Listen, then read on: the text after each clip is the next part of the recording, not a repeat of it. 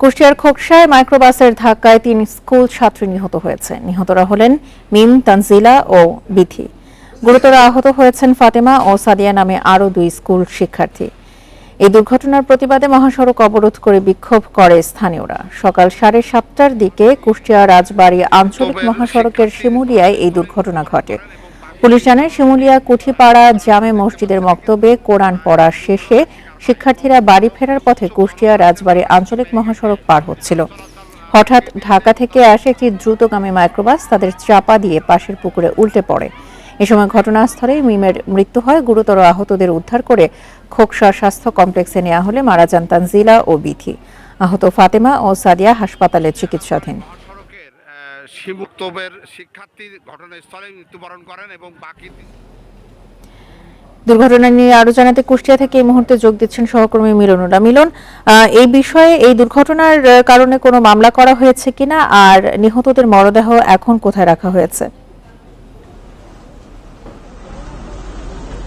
হ্যাঁ, আসলে আপনি যেমনটি বলছিলেন যে কুষ্টিয়া রাজবাড়ী মহাসড়কের খোকসা শিমুলি এলাকায় যে দুর্ঘটনাটি ঘটেছে সকালবেলা, আসলে কয়েকজন শিশু তারা একটি পার্শ্ববর্তী মক্তবে কিন্তু তারা কোরআন শিক্ষার জন্য গিয়েছিলেন এবং 7:30 থেকে 7:45 এই সময়টুকুর মধ্যে কিন্তু তারা বাড়িতে ফিরছিল এবং তারা রাস্তার স্থানীয়রা যারা বলতেছে যে তারা রাস্তার কিনার দিয়ে কিন্তু তারা বাড়ির দিকে যাচ্ছিল। এই সময় একটি মাইক্রোবাস, দ্রুতগামী একটি মাইক্রোবাস নিয়ন্ত্রণ হারিয়ে কিন্তু তাদের 5 শিশুকে ধাক্কা দেয় এবং তাদেরকে বেশ কিছুদূর কিন্তু শেষরে নিয়ে এসে একটি পুকুরের ভিতরে বাসটি উল্টে যায়।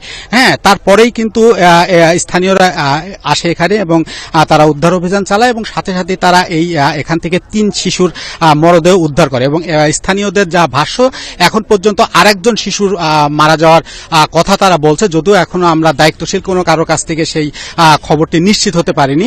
তারপরেও কিন্তু এলাকাবাসী বলছে যে 4 জন শিশু মারা গেছে। তো এখন পর্যন্ত কিন্তু আমরা দেখছিলাম যে কিছুক্ষণ আগ পর্যন্ত এই কুষ্টিয়া রাজবাড়ী যে আঞ্চলিক সড়কটি, সেই আঞ্চলিক সড়কটি কিন্তু স্থানীয় যারা বিক্ষুব্ধ জনতা তারা কিন্তু অবরোধ করে রেখেছিল এবং সর্বশেষ তারা পুলিশের মধ্যস্থতা, এবং আপনাকে বলে রাখি যে এই যে শিশুগুলা হতাহতর ঘটনা ঘটেছে এইগুলো কিন্তু একেবারেই দরিদ্র পরিবারের শিশু, যার কারণে কিন্তু স্থানীয়রা নিজ উদ্যোগে কিন্তু এই সড়কে যেসব গাড়ি অবরোধে আটকে পড়েছিল তাদের কাছ থেকে কিছু চাঁদা তুলে সেই পরিবারকে সহযোগিতা করার জন্য কিন্তু একটি উদ্যোগ নিয়েছিল এবং সেই কার্যক্রমটি কিন্তু এখনো রয়েছে। আমি হাইওয়ে পুলিশের সাথে কথা বলেছিলাম, তারা যেটি বলছে যে তারা ধারণা করছে যে মাইক্রোবাসের যে চালক সে কিন্তু ঘুমন্ত অবস্থায় গাড়ি চালানোর কারণেই কিন্তু এই নিয়ন্ত্রণ হারিয়ে এই দুর্ঘটনা ঘটেছে এবং এখন পর্যন্ত কিন্তু যে সেই মাইক্রো চালকের কোনো সন্ধান পাওয়া যায়নি। আমরা খোঁজ নিয়ে জেনেছি যে 3 জন শিশু নিহতর খবর আমরা পেয়েছিলাম, তাদেরকে কুষ্টিয়া জেনারেল হাসপাতালের মর্গে নেওয়া হয়েছে ময়নাতদন্তের জন্য এবং সেখান থেকে ময়নাতদন্ত শেষে কিন্তু তাদের লাশ পরিবারের কাছে হস্তান্তর করা হবে। আসলে এখন যেটি বাস্তবতা হলো যে এই এলাকার আশেপাশের যে পরিবেশ সেটি হলো যে একটি মর্মান্তিক বা একটা মর্মাহত পরিবেশ এখানে বিরাজ করছে, যে এখানে সবাই আসলে এটি মেনে নিতে পারছে যে 3 জন ছোট্ট শিশু পড়তে যে ফিরে আসার পথে এইভাবে যে দুর্ঘটনায় নিহত হবে এটা আসলে কেউ মেনে নিতে পারছে না। এলাকায় এখন শোকের মাতম চলছে এবং এলাকায় কিন্তু এখন শোকের ছায়া নেমে এসেছে এবং এই যে 3 শিশু মারা গেছে তার বাড়িতে কিন্তু এলাকার লোকজন এসে ভিড় জমাচ্ছে। তো এই ছিল কুষ্টিয়া থেকে আমার কাছে সড়ক দুর্ঘটনা নিয়ে সর্বশেষ সংবাদ। কুষ্টিয়া থেকে জানাচ্ছিলেন আমাদের সহকর্মী মিলনুল্লাহ।